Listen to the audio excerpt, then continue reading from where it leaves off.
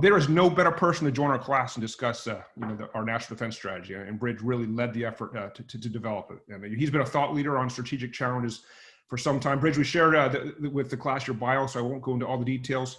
But just in addition to his bio, he came on board at a pretty tough time in a change of administration and was given a huge mission.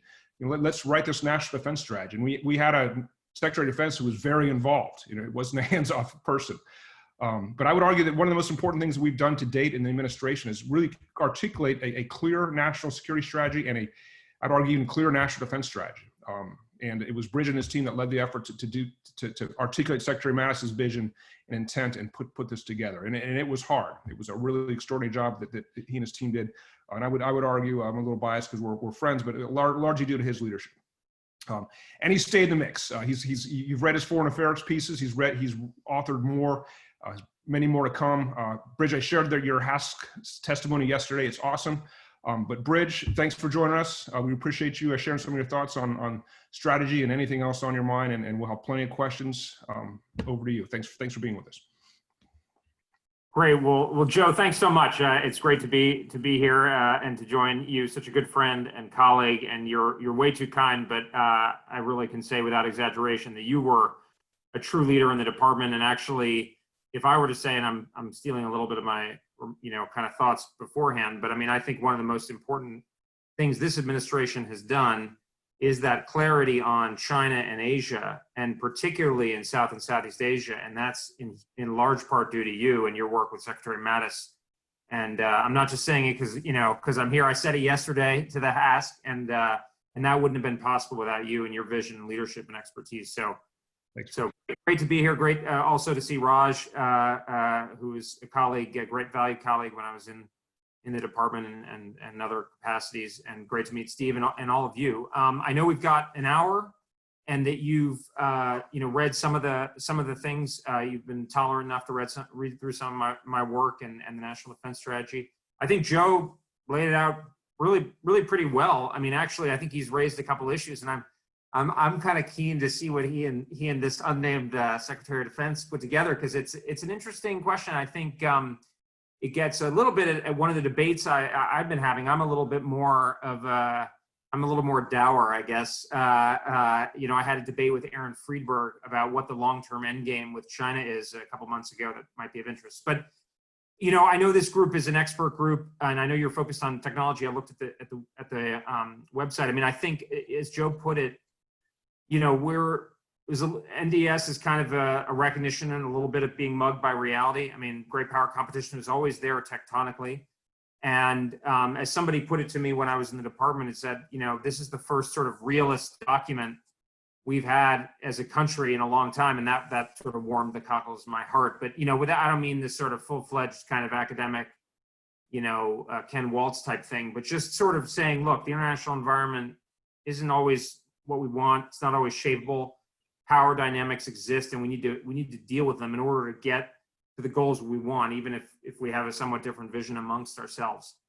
And what the National Defense Strategy was trying to do is, I always used to say, and Joe and I would talk about this in the department, to me, it's supposed to be simplifying. I always get frustrated when people talk about strategies, that involve complexity and, doing all these different things. And that doesn't help people, because I think the point of a strategy is to accurately and usefully simplify an otherwise tremendously complex, bafflingly complex world in condition of scarcity. Now, in the period of unipolarity following the collapse of the wall, we didn't really need a defense strategy, to be totally candid with you, because we had so many resources relative to the plausible threats that we could essentially overwhelm. Didn't mean we were going to be successful to our desired ends, obviously, in places like Iraq and Afghanistan. But, there was sort of a cap on how bad things would get. And I'm actually finishing, as I think I mentioned to Joe, I'm finishing a book on our defense strategy. And part of the reason is I sort of realized about a year or two ago that nobody had really written a true defense strategy book in about a generation. And I don't think it's because people were stupid. I think it's because it wasn't that relevant. And I think in the NDS, Secretary Mattis, and I mean, the reason people care about it is because he put his vision and his imprimatur on it, among other things, and he was intimately involved, as Joe rightly put it. that he said, look, if we're going to preserve this experiment, as he would say, and then we've got to deal with the world as it is. And I think that's the sort of spirit with which he imbued the whole process.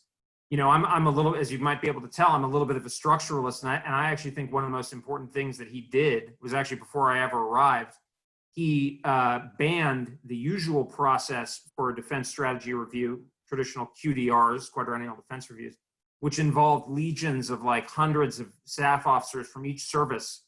And, I would sort of jokingly refer, it was kind of more like World War I. I mean, not joking for the people who had to endure it, but it would be trench warfare, and then things would pretty much end up where they started. And instead, he said, I'm going to create a small team led by eventually me, although I don't think he was sure it was going to be me at that time, and one colleague, and they're going to report to me and the deputy secretary eventually as well. And that created a lot more flexibility or beta, I guess would be the term that would probably be most appropriate in the Silicon Valley group. And he sort of, as Joe said, I'm not sure I have such strategic vision because I put my head into the buzzsaw a little bit, but in the end we came out well. I'm very proud to be associated with his strategy. But I think that was in terms of ways of changing. I will say, I was looking at some of the background for the course and some of your comments. I actually came away believing more in the value and importance of strategy, actually, than probably I had started with. I think there's a sort of, fashionable kind of faux world-weary, sort of posture, which is, strategies never matter. It's all about the insiders and how I actually don't think that's true. And I think Secretary Mattis really proved that wrong. It's particularly the case in the defense world, where, there are situations when strategy matters, which are essentially transitional periods when you need to change. And the question is how fast and how well you change. I mean, I think, I actually agree with a lot of what John Mearsheimer says, not everything for sure. But one of the things I think he and some of the people that he writes with get wrong is they tend to be very sanguine that, coalitions will develop to balance China. We'll be able to come in later. And I think that sanguinity is misplaced. And I think that's one of the reasons why, Joe's work has been so important, is because it's critical to be there with the Asian states, as he mentioned, and say, look, we're going to be here, because otherwise they might decide to cut a deal with China, and that might be really hard to disengage them from. So, that's one of the things if little else, if the NDS achieved a shock to the system, I think that was practical, although it seems to have life, which I'm always sort of, more than pleasant. I'm delighted to see. I can't say I expected it. Most strategies end up sort of just hanging on the wall, or in your bookshelf. But General Berger, the Commandant of the Marine Corps, General Brown, the new Chief Staff of the Air Force, very committed, the Secretary of Defense. So, whether they're using it to achieve ends they already thought appropriate anyway, then that's great, because maybe that's what a strategy can help somebody do. So, to me, it's not a master plan. It's not a sort of a, code that magically gets you to a place that nobody else can understand. Rather, it's, again, this sort of simplifying framework, or in some cases, a useful battering ram bureaucratically. But with that, I know you guys have read some of my stuff, and I'm conscious of the time limit. Joe, I'm happy to talk maybe more wherever you want me to go, and I'm happy to keep going, but I thought maybe it'd be better to have a little bit of a back and forth. Hey, thanks, Bridget. We got a very, very switched on group of students here, and I know they've got some questions, but really that's a great intro. And you guys, everyone, this is a great opportunity, and I will try to read the ones that I get fed, and Eldridge, if you could help me make sure I don't miss anyone. But let's see, one matter of fact. Yeah, I'm very, I've got where my TAs can make sure I don't miss, this is my problem, Bridge, because I'm not seeing my hand waves. Eldridge, you want to jump on the first question that you had for me? Right, so one of the questions we had was, how do we harness the relationship with allies in order to ensure that they stand with us and not China, considering that they have the economic power to potentially draw them to us? That question was raised by by Sherry? Sure. Well, look, this is a great question. It actually came up in the hearing yesterday by Congressman Larson from Washington. I thought it was a really thoughtful question. I think Joe hit the nail right on the head, which is that the choice is not between us and the Chinese, but it's genuinely between us, the Chinese and their own sovereignty and autonomy. And I think we need to be very focused on that. One of the things that I really admire about Joe's approach and also Secretary Mattis is, while I know they have, principles and views of their own on political issues, in dealing with these countries, I think there was a sort of an ecumenism or an adaptability to deal with other countries on their own terms, sort of a strategic empathy, if you will. And I think that's important. I mean, I think, if you look at it structurally, as I am wont to do, we have a natural appeal, which is that we are the distant major power. As I kind of joke about it, we can be overbearing and annoying and so forth, but we live 10,000 miles away from Southeast Asia, for instance.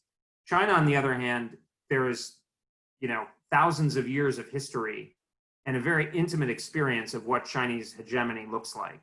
And it's a very real prospect. And I think, when you spend, I was in Hanoi, Joe, I think I told you this, but I was I did a State Department tour of Vietnam a year ago in August. And it was really interesting. They actually took me to the party school in Hanoi, which was a real trip because my grandfather was also in Vietnam. So it was kind of, it was a bit of a fascinating personally. But I made the point about China's, hegemony and so forth. And this Vietnamese expert, she said, look, this is obvious to us. The question is what to do about it. And that's at the Communist Party school in Hanoi, right? This is not like, Australia or something. So I think that's what we need to, we need to appeal to that. And one part of that was, I think, without being partisan at all, I think it's important to recognize and Bilahari Kausikan actually made this point in a recent piece. I don't know if you saw it, Joe, that the last administration, whatever one thinks about it, on various issues, I think there was a perception that the commitment, the willingness to kind of stand up to China was questionable. And things like the South China Sea and the Rose Garden issue were very real. And so there, certainly my perception, and I think Secretary Mattis, with other people that Joe and I worked with in the White House and the State Department, there was a sense that we needed to send a very clear signal, kind of a costly signal, to use an academic term, and one that couldn't really be taken back. And I think that's what we succeeded, not just in the NDS, but the Indo-Pacific Strategy Report was an excellent document in my view. The Indo-Pacific Strategy, et cetera. Now we've gone and clarified that the alliance with the Philippines applies to the South China Sea. We've rejected China's claims in the South China Sea, all of which I think is really, really important. So that was good. I also think, and this is a point I emphasized yesterday on the Hill, is I think we need to start looking at these partnerships and alliances. Look, the first priority here, that's again, one of the things we're really trying to do with the NDS is priority one is preventing China from dominating Asia. So, if that's for realist grounds, or if you don't want authoritarianism to be ascendant in the world, you don't want China to be dominant given the CCP. So it's kind of overdetermined. But then we got to not use arms sales, technology transfer, training, et cetera, as levers or leverage points to kind of beat up's not the right word, but to try to change these countries' behavior. It has a real impact. We've had big problems. Joe dealt with this more than I, for sure, but big problems with Thailand, of course, Indonesia, Vietnam, India itself, Myanmar. And these are all very strategically important countries. And so my point there is I think we need to focus on, keep our eyes on the prize. So certainly for any kind of external defense capability or resilience, it's basically, we want them to be stronger. And then we'll have to find other ways to exercise influence. And I think there are models of how to do that. You guys are out there in Palo Alto, and Secretary Schultz casts a long shadow there. And, his approach was, I think, quiet diplomacy is often more effective. So I think that's it. Obviously the president has his own, our current president has his own view on this topic, but in a way, my view has always been that a shock to the system can be beneficial. as I said yesterday, I think the only way you're going to get America first is by having allies and partners, but in a kind of more equitable fashion than in the past. So that's kind of my take on that subject. So, Bridge, I knew this question was coming. I meant to make this clear in my presentation. I think the strategy is right on. I think the strategy you articulated is right on. But let's be honest, you and I both saw that sometimes the strategy is compelling and it briefs well and resonates with allies and partners, but maybe some of the actions of let's just face it, it's not always consistent with the actions of the executive branch, if you will. Mm-hmm. So I guess we had a question of let's see, with the core NSS pillar being strengthened alliances and building partnerships, and concerned that the current administration's actions appear to be counter to this, what should the U.S. posture be to address, this landscape? Well, I think, I assume we're off the record here, right, Joe? Absolutely, yeah. And please, guys, respect. I'm sorry, actually, Bridge, I have to no, people are going to be able to access on our website. So please, I'm sorry about the privacy. Okay. Just to the class or to the general public? It'll be a class website that others can access. So Okay. it's just okay. Well, I just kind of broader audience. So apologies if that reduces any of your candidness. Well, I think the basic message is the same, which is I think the president is puts a lot of pressure on our allies and partners, and I think that's fair in a number of cases, like in the case of Germany, as I said yesterday. I think that if you look at the administration's record as a whole, it is quite. I think things are moving in the right direction in Asia, in particular. We have a much closer relationship with India. Our relationship with Vietnam's improving. Very good relationship with Japan. I think their relationship with Taiwan is better than it's ever been. We're keeping Manila, it seems like, from boiling over. I don't think that has much to do with the personalities in Washington. That's more to do with the personalities in Manila. I think the alliance with Australia is very strong.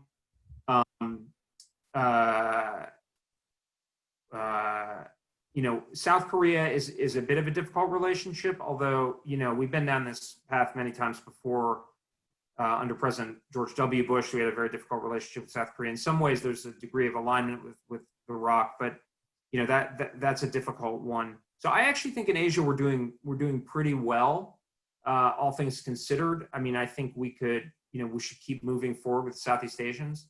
I think in the Middle East things are clearly progressing well with the Abraham Accords. That's a real breakthrough. I'd say Europe and sort of Canada and these kind of, that's the big question. Structurally, I think the administration is absolutely right, which is the Europeans need to do more because it's the secondary theater. We don't have a military that's large enough, nor should it be, to fight two simultaneous conflicts. And the Europeans dramatically outweigh Russia in any reasonable conception, even if you give the Russians extra credit for resolve. So, sometimes I think the administration's own approach is not as useful as it could be. I think it's kind of we might actually end up being more effective at putting pressure, say, on the Germans by being a little bit less poking them in the eye, which would not give them an easy way out. That would be my recommendation to the administration. But we do see pretty. I think the UK is moving in the right direction. The French, the Poles. So I'm not so worried. The other thing is, I think again, I'm a realist, right? I think countries are gonna look at their interests, and they got the U.S. is critical, and they can take some stress on the system. And again, this is something I say regularly. I think we couldn't go on the way we were going. To your point, Joe, about the sort of Bob Zoellick view, China's going to change. And, there was another view, which was sort of basically that the U.S. would do things on its own. You would know more from your field experience, but, I think the Brits and the Australians maybe were there in a kind of a select way. But really, it was kind of the Americans doing it alone. And that's a different model than we had in the Cold War, and it's a different model than I think we need today. And that's one of those, and that's that kind of the second line of effort of the NDS that I don't think is ever really, I think it's it's moving more, not so much at the kind of policy, your level, but more, in the way the services plan, for the force development, the way the posture is developed and the actual operational plans are developed. And I think there we should take more risk in bringing people in, because I don't think we can afford to assume that we would do everything, on our own. Thanks, Bridge. Bridge, I hated being out in the theater and telling an audience, hey, I'm a defense official. I want to talk security topics, military defense. It always goes to economics. That's what everyone has a question about. I think we are the security partner of choice in many people's eyes, but the economic partner of choice, it's like, show me a better alternative. But Kyle from our class asked a question, asking, could you speak more about the national security risks of a trade deficit? He says, many economists note that a trade deficit is neither good nor bad and more of a reflection of domestic savings and investment than actions of a foreign state. Maybe this question particularly, maybe just trade challenges more broadly. Yeah, I mean, as you say, I'm definitely not an economist. I think the economic part sometimes is actually overestimated and the military piece underestimated, and I think what we're seeing right now is China's limited ability to translate that degree of economic dominance into political leverage. I mean, look at like Australia, which is, hugely dependent on China. It's essentially a commodity export economy. Where are they exporting to? I think primarily China. And the Australians have passed laws to, ban Chinese money and do all kinds of things. And they take, their new defense strategy is oriented against China. India, banning TikTok. Almost all the countries around China, as I understand it, have banned Huawei. And I think the point, and I think we've learned this the hard way, is that, economic coercion doesn't get you that far when you're talking about countries' core interests of sovereignty. Especially when it's like a repeat game, and you're Sri Lanka and you sold this huge port, and the president or prime minister at the time banked it, but then the next party says, well, this guy was a corrupt jerk. So it doesn't, when you actually try to turn that coercive influence into something meaningful, it's actually a lot harder. For instance, the Taiwan scenario, which is the toughest for us, I think it's hard to see how the Chinese could turn. The Taiwanese are trying to diversify their go south policy. They're working on a free trade agreement with us. Another area where I think the administration could move, push forward would be this expanded prosperity network that a number of senior officials have talked about, which is, basically some kind of a free trade arrangement among I think we all know we need to get there at some point. We got to have the right provisions, but that's kind of my view. And I think the end goal is not, I was saying this to a Korean audience the other, the end goal is not for full scale decoupling. The goal of the decoupling, I think, is really more about reducing our vulnerability to China using it as coercive leverage. For us, bananas might not be a big deal, but for Manila, it might be a big deal. They may need to diversify their banana exports. Just take an example. Or semiconductors or things that are actually, Raj would know more about, but that are actually technically critical. That sort of thing. But to me, I think our future is extensive and intensive trade with China and very serious strategic competition. One thing, my partner Wes Mitchell and I wrote a piece in the Wall Street Journal back in May. I think we're actually in a good place. But to your point, Joe, about referencing Graham Allison and stuff, I think I'm fond of Edward Luttwak, and he always talks about the paradox of strategy. Well, it's like when you succeed, that creates its own challenges, right? And I actually think we've taken the right steps to head off China's pre-2016 strategy in a sense, but now China's adapting. And that means that China has more of an incentive to use a focused degree of coercive force to break apart this, what I call an anti-hegemonial coalition that's forming, which means we got to keep our eye on the ball, which is why it is a long-term competition, I think, but it also may have short-term flare-up. Well, thanks. And guys, if I'm missing a hand wave, my apologies. I'm only getting 1/4 of the screen here. or Bridge, what would you, so the U.S., this is a question, I think, did it come from Eldridge, not Elbridge. The U.S. refers to China and Russia as revisionist powers. How do they refer to the United States in our current position in the global system? Yeah, I'm not wild about the revisionist power term. I think it was in the national security strategy. It's one of the, I didn't win all my battles in the national defense strategy, or, that's life in the bureaucracies, because it kind of, I don't know, is revision necessarily bad?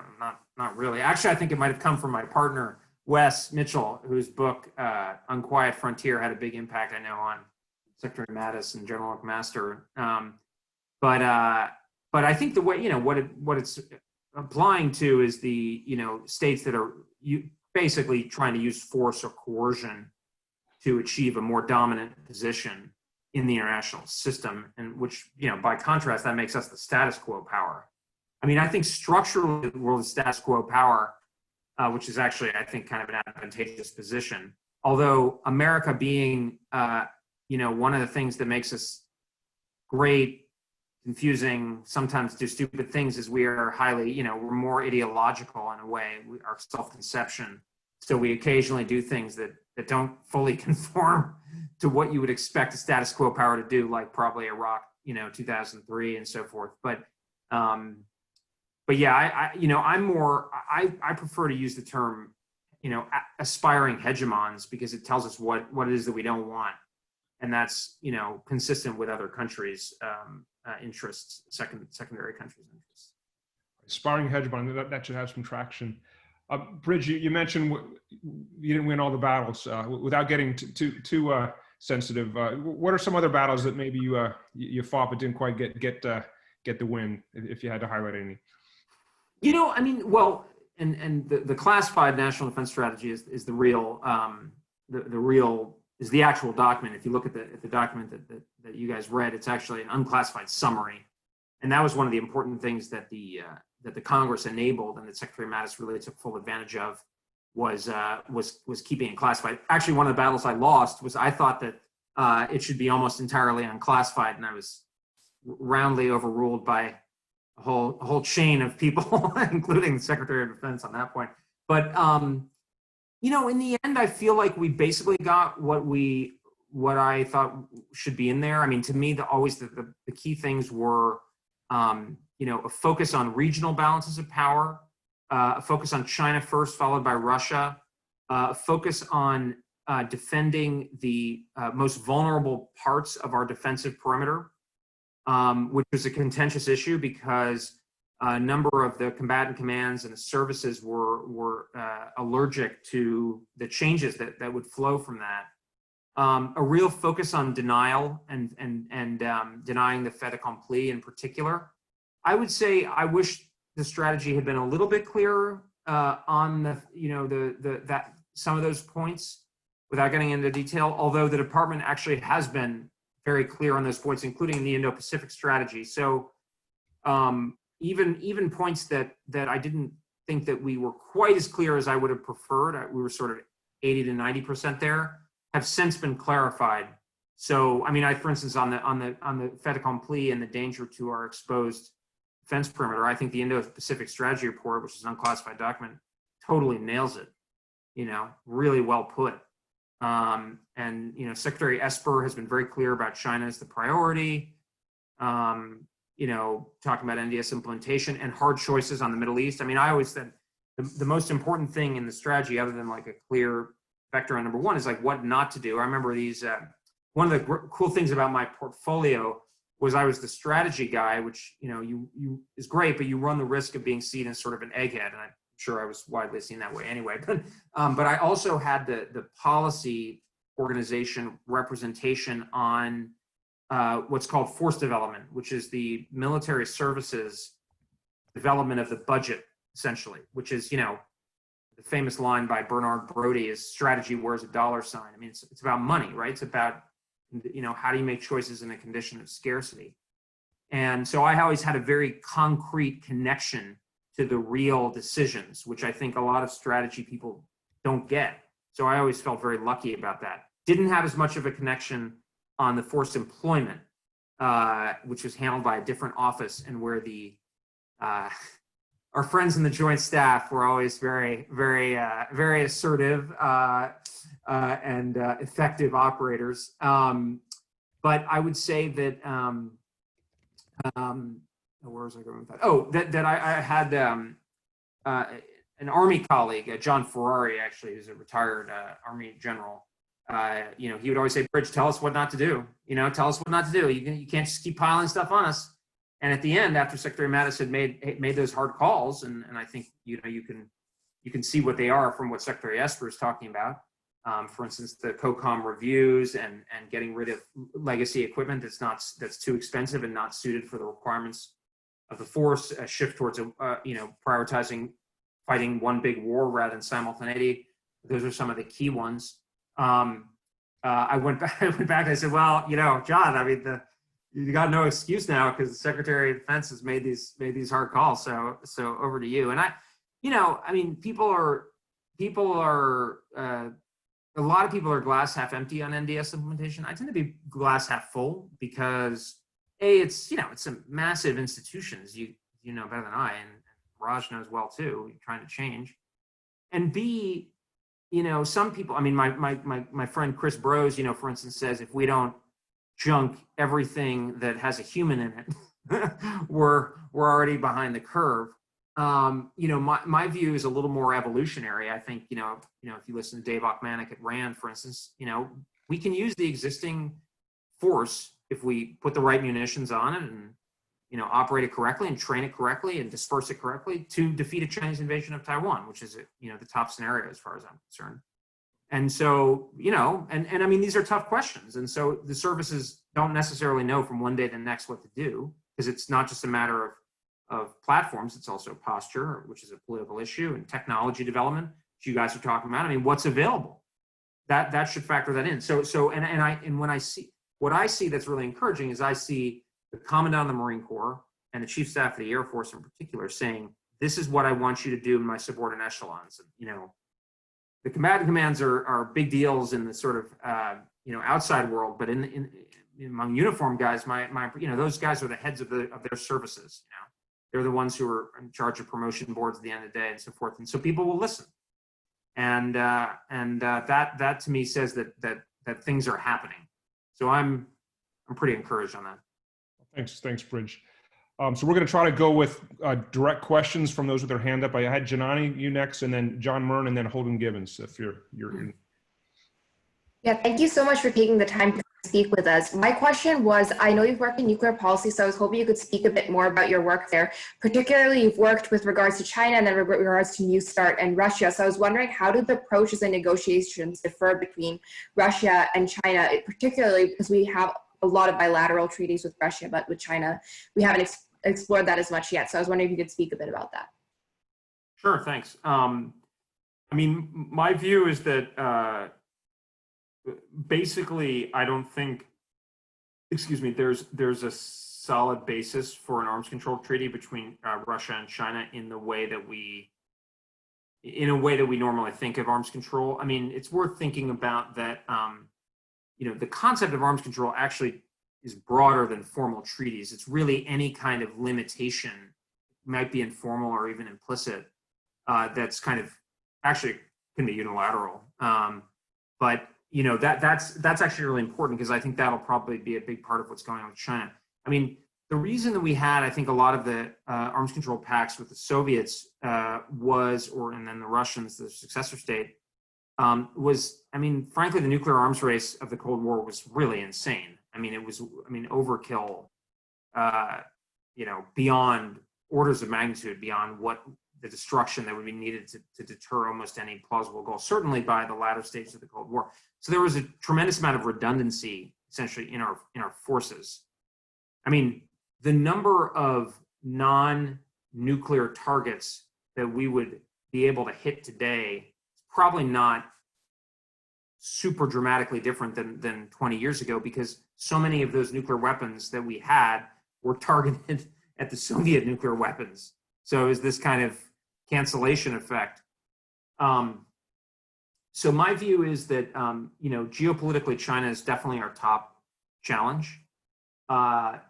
Because China has a relatively small nuclear force, and strategic nuclear forces, for a variety of reasons, are by far the easiest to do arms control in. I think conventional arms control is difficult, and I mean, largely because in my view, I'm enough of a, Ken Waltz type, that Bob Jervis type, that once you get a certain number of nuclear weapons through, after that you're making the rubble bounce.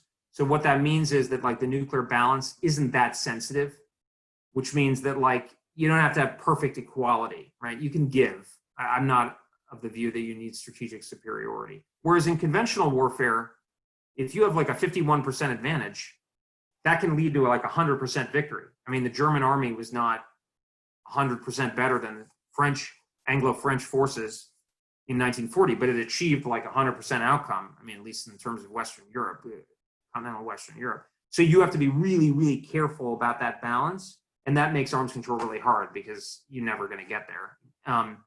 So that means nukes are where we're going to focus. The Chinese have too small of a force. Now they may be growing it, but it's still not going to be at a bigger level unless they really dramatically go up. So I think largely arms control for us we should have an arms control agenda with the Chinese, because the Chinese have advertised for decades that their restrained nuclear policy is essentially evidence of their restrained political intent. So we should reach out to them and say, look, you said that you have a restrained, minimal deterrent. Traditionally, now they call it lean and effective or something like that. Okay, so we're willing to talk. Let's have a freeze, for instance. Like, I think we could have, like, why don't we offer them a freeze? And if they reject it, then, well, what does that tell you if you're Japan or India or Vietnam or frankly even Russia? That's the main way I see. And I used to participate in what are called track 1.5. Means track 1 is like government to government. Track 2 is unofficial. Sometimes you have these mixed meetings. And I used to participate in those with the Chinese. So I have some familiarity with the discussions. With Russia, meanwhile, I think we should continue with the strategic arms control basis. I mean, I personally would be fine with New START. I mean, I think, New START is basically a slimmed down version of the START 1 framework. I don't think we really need to reduce our nuclear forces any. I don't see a compelling need. I think it should be more with the Russians about strategic stability, which basically means reducing kind of technical or military incentives to employment of your nuclear weapons. And then I am of the school that we should seek to try to do things to at least create distance between Beijing and Moscow. I mean, I certainly don't think that we're going to be able to break them off because we're going to be nice to them. The Russians they do some pretty nasty things, and they've crossed some serious lines. So I don't think we should be deluded about that. But on the other hand, I don't think we should be doing things to drive them into China's arms. And I think that was Secretary Mattis's view. I think he had a realistic impression, but that takes deft diplomacy. It can be done, but there's some challenges to that, which I can go into, but I don't want to eat up too much time. But that's sort of my take on the nuclear side. Thanks, Bridget. John Moran, I think we had you patiently waiting. Yeah, thanks. So I kind of want to talk about the opposite side of the coin to high intensity nuclear conflict and talk about low intensity operations that are already going on. It was really clear in the NDS that we have an emphasis on building up a very strong and modernized, like lethal traditional fighting force. But China and other adversaries have shown total willingness to undertake operations in non-traditional domains like cyber, and are actively engaging in what could be considered cyber warfare and compromising things like the national power grid. And they're doing this, in my naive opinion, because it's probably unlikely to elicit like a hard power response from us. So my question is, are we addressing that kind of reality enough in formulating things like the NDS? And if so, what are the right ways to go about addressing these kind of taunting but not quite exact, direct provocations? Well, I mean, it's a big question you put your finger on. I mean, I think I'll be blunt. I mean, I don't think what's often called the gray zone, I think, is a decidedly subordinate problem. And I think there is a tendency, and I'm not saying that you're saying this, but there are a lot of people out there who say, oh, conventional warfare is not going to happen, and the Chinese would never use force. And I think that's a fallacy. I think China's incentives to use military force or to threaten credibly to use military force are dependent upon their perception of what we can and will do in response, right?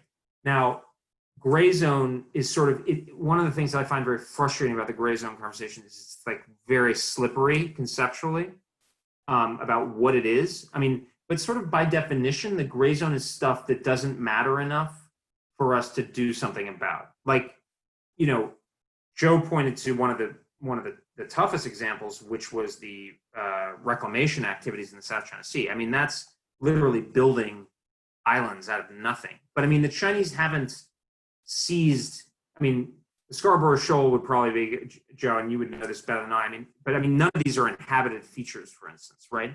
But like, if they were actually going to take territory that was inhabited, that was part of a country's sovereign territory, they couldn't do that by like, competition below the level of armed conflict. So I'm often just like, and disinformation, these kinds of things, they are obviously issues, but I think the concentration on this tends to detract from the critical importance of maintaining the military edge, which I think one of the things I was really shocked by was how common it was in the military, actually, for people to discount the importance of what is called the M in the DIME, diplomatic, informational, military, and economic. I used to go around, and I was like, I'm just a civilian, I never served in the military, but there's 300 plus million people in the country doing DI&E, and you guys are the only ones who are allowed to do M. And if you're not focused on M, we're all screwed, right? Because then the incentives change. I mean, look at our behavior, right? I mean, I always like, let's look at ourselves, right? I mean, after the end of the Cold War, we became much more prepared to use military force because there were fewer constraints on our doing so, and people say, oh, the Chinese don't want to create an empire in Asia. That's probably true because empire doesn't pay anymore. I think they want to create a hegemonic situation. But we didn't want to create an empire in the Middle East, but we ended up invading Iraq, right? Because that's what it took we felt, or I should say the Bush administration felt, to coerce Saddam Hussein. So my view on this is sort of, Bob Work, I think the former Deputy Secretary of Defense, is eloquent on this in his typical blunt way, which I love, but that we should, focus on winning the wars, but winning the wars in a plausible, politically sustainable fashion to the right goal, not dominance, and then economize more and look more to our intelligence agencies, the State Department, allies, and partners to deal with the gray zone. But one of the things, again, getting back to the strategy function, is I'm of the view that oversimplistic is better than over nuanced. I write on my own, as just Bridge Colby. I mean, I occasionally co-write with people, and for instance, when I co-write with people, I'm very insistent on particular wording because it's like I'm writing under my own name. But when I'm in the government, I'm like, let's just get the basics here, because we're trying to quote Dean Acheson, we're trying to shape the mass mind of government. And so, one of the things I was really trying to drive in the NDS process is focus on the erosion of the American military's conventional edge. Secretary Mattis always said, that's one of the, I think, the victories was Secretary Mattis always said, what's your problem statement? NDS problem statement is very clear. It's the erosion of the American military's conventional edge. And that is exactly right. Great. And Janani, did I skip over you, or did you just have a question? I didn't know if your hand was still up. No? Okay. Then we'll move on to Lee Albert. Hi, thank you so much for speaking with us. Going off your last topic, you're talking about the importance of military and not to underestimate that in the face of all these other competitive areas that we have nowadays. In this class, we've been talking a lot through the lens of technology and the private sector. I'm wondering to what extent you think non-governmental factors, so that's the private sector, that's culture, the people, should be involved when defining US strategy as opposed to an afterthought. Well, no, I mean, good question. I mean, I think it's critical because the sources of military strength are basically economic in the broad, right? I mean, the ability of a state to translate resources into meaningful military power that can be employed. So, the technology base is essential. It's the sine qua non. So, I mean, that's a really important part of the NDS and the national security strategy. I mean, Nadia Shadlow deserves a ton of credit on a number of things, but that was one innovation that she really pioneered, I think, along with Secretary Mattis and Deputy Secretary Shanahan, was this idea of really including this in our strategy. So, I mean, I think, you go back to some of the classic strategies. I mean, to quote Bob Work again, he refers to, his leadership of the third offset strategy, which I, generally think was fantastic. But, the first offset strategy was Eisenhower relying on nuclear weapons. And I talked about it being like kind of insane, but actually it made sense at the time, which was, at the end of the Korean War, which we had been surprised into because of poor strategic thinking in advance of that conflict, we were spending 13% of GDP on defense, I think. And Eisenhower said, this is not a good basis for a defense or the kind of country we want to have. So I'm going to dramatically bring down defense spending and rely more on nuclear weapons where we have an advantage. Now, yes, it's a wasting advantage, but I'm going to take advantage of that. And he did. I think he's sliced the defense budget by probably about half. And, it worked, actually. So, I mean, I think he's kind of a master strategist. It presented different problems later, but, there's no perfect strategy, because when you have a perfect strategy, your adversary adapts, right? So, I mean, it's like the market. Nobody's ever on top forever. I mean, well, you can try to be on top, but you got to keep adapting.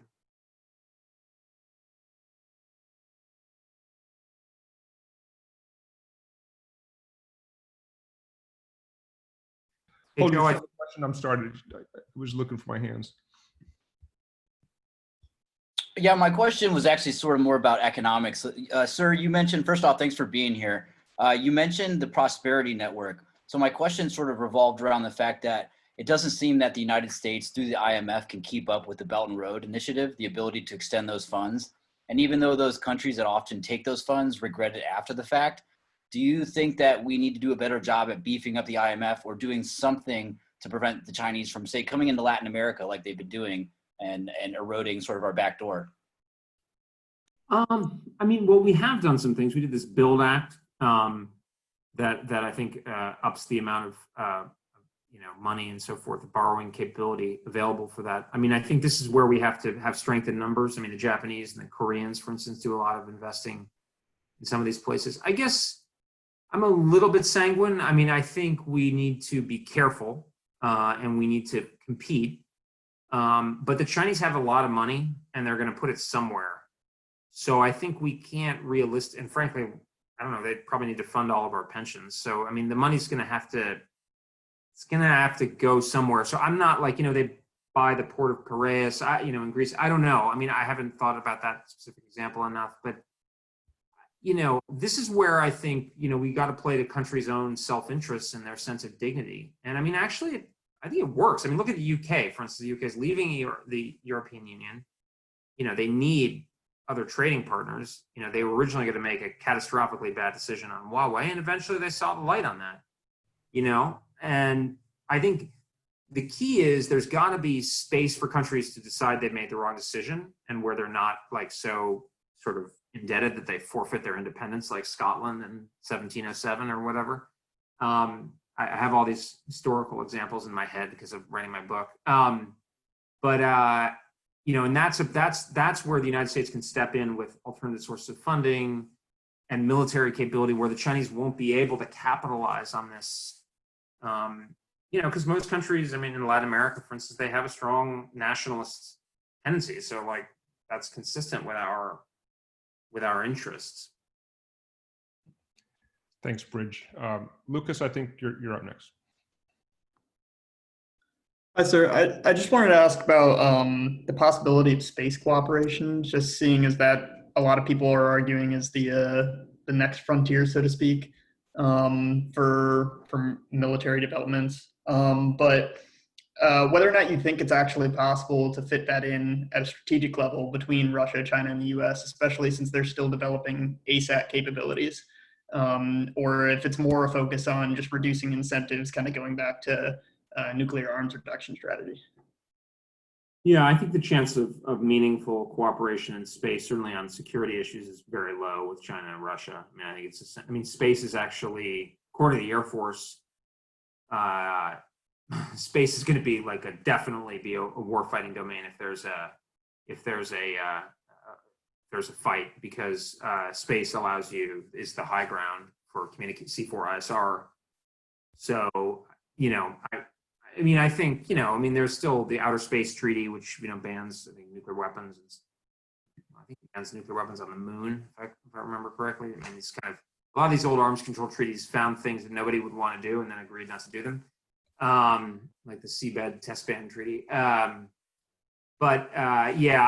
think space is going to be a very competitive domain. In a sense, space is going to become a more normal domain. It's going to be commercial activity. It's going to be important for conventional military operations. That wasn't the case in the Cold War, where it was just the superpowers, and it was highly integrated with nuclear issues in particular.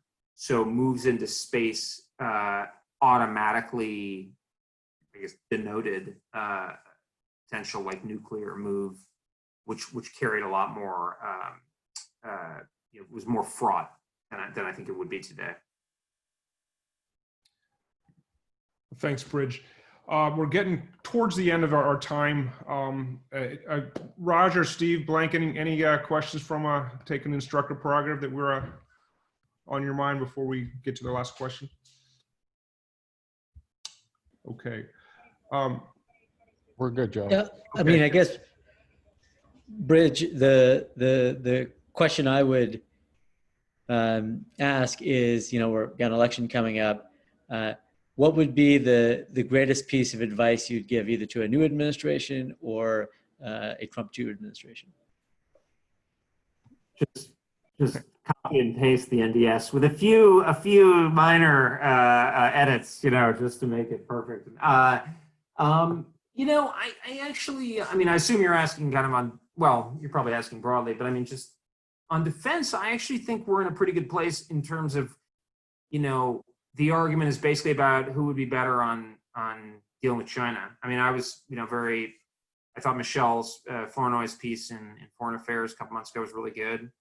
And then she's saying, basically saying, I've got a plan to take some big bets and make some hard choices to get us prepared to fight China. So, I'm like, well, can't really argue with that, that sounds pretty good. So, I think the Democrats would face some real difficult choices of a somewhat different type than the Trump administration has faced or second term would face. I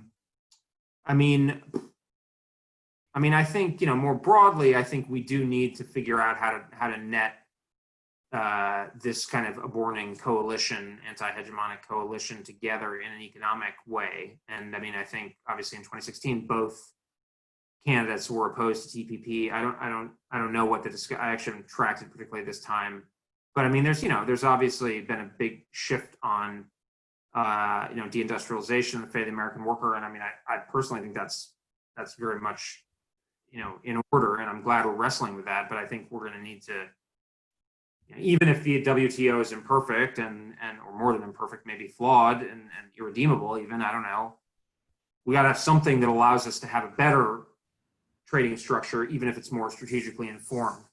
I don't know what exactly that is, but I think that's something that we definitely know we need to get to. Okay. So Bridge, we're going to save a little bit of time to do some logistics and maybe let you off with, I'm looking through the list here. I'll take the prerogative, ask the last one, but kind of maybe dovetailing in the last question, but let's say you are in a position to write, another national security or national defense strategy. And let's not say it's this next administration, maybe projecting out of it, let's say 20 years. Totally hypothetical. Where do you think we're going to be then, and how do you think our defense strategy should look at that point? I know that's very it gives you a chance to kind of be predictive. And I think it'd be, given your background, it'd be great to know what you think we're going to look like, a couple of decades from now. Well, no, that's a great question. I actually I don't think I've had that one before. I mean, I think I'm of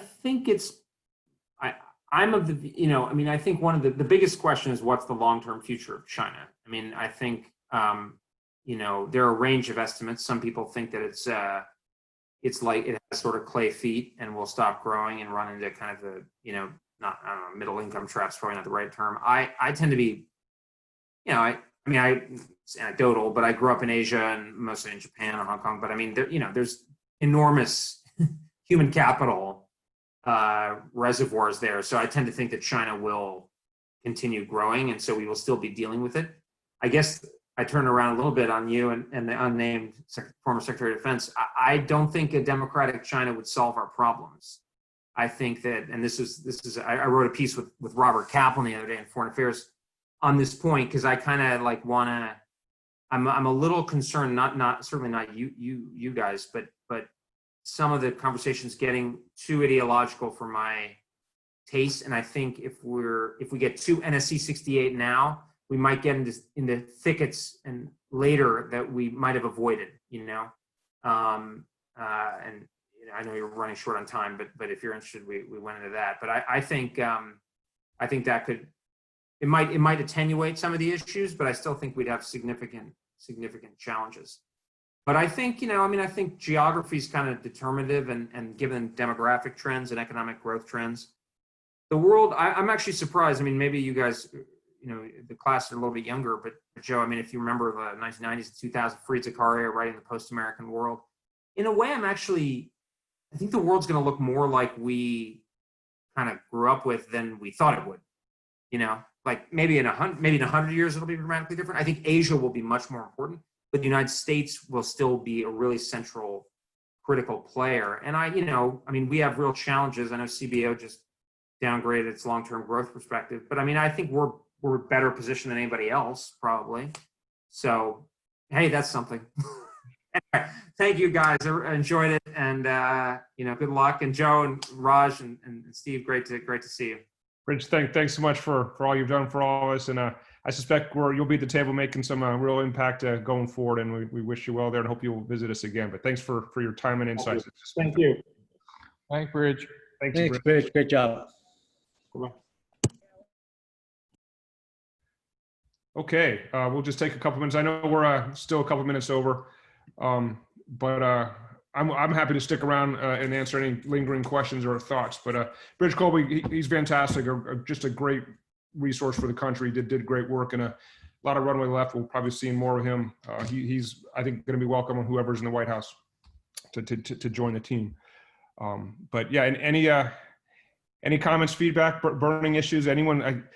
I didn't have any other hands that I saw, so if I missed you, I apologize. But any feedback on Bridge, or hold those questions if you don't know now, and we'll have a good whiteboard session here next Tuesday. But any questions, you can't wait till Tuesday to put out on the whiteboard. I see Lucas no, I didn't lower your hand, but just jump in if you have it. But no, seeing none, everyone wants to leave. Sir, I think I just left up my hand. Okay, all right. Well, hey, I hope that was interesting. Again, this was kind of a frame, and we're going to talk about how to, maybe fight wars differently. I think it's important to understand how we kind of see the international system, the threats to our interests, at least as of now. And I suspect a lot of things you've seen in this national defense strategy, it's going to be repackaged, of course, if there's a new administration. But I think there'll be some enduring, our national interests are enduring, if you will, and I think it'll be captured in a way that's you can recognize whoever is right in the next one. But yeah, I guess Raj, Steve, anything from y'all that you'd like to put out before we pare down? Great. Well, super. If you didn't get to read some of those late break-in readings, they're also be helpful when you do your final exercise, which we'll talk about more later, because those are more at the strategic and operational level. But great. Well, thanks for some great questions and everyone being attentive. Great to see everyone, and we'll see you. I'm not going into the detail on Tuesday too much because we're just confirming there is some chance we may flip Tuesday and Thursday. But Raji, you said you had a late break-in update on that. I think Not yet, still a work in progress. Okay. Again, this is an MVP. The good news is we're going to get amazing speakers and have amazing content. The reality is we're building a space shuttle in flight a little bit, but it is a space shuttle, and you're gonna enjoy it. But we're going to look at ethics or potentially Congress's topics next week, and the order we'll let you know here probably by tomorrow. But thanks again, everyone. Sorry for another late few minutes, but appreciate everyone being so attentive and some great questions, and look forward to seeing you Tuesday. And TAs, please stick around. Thank you. Thank you. Thank you.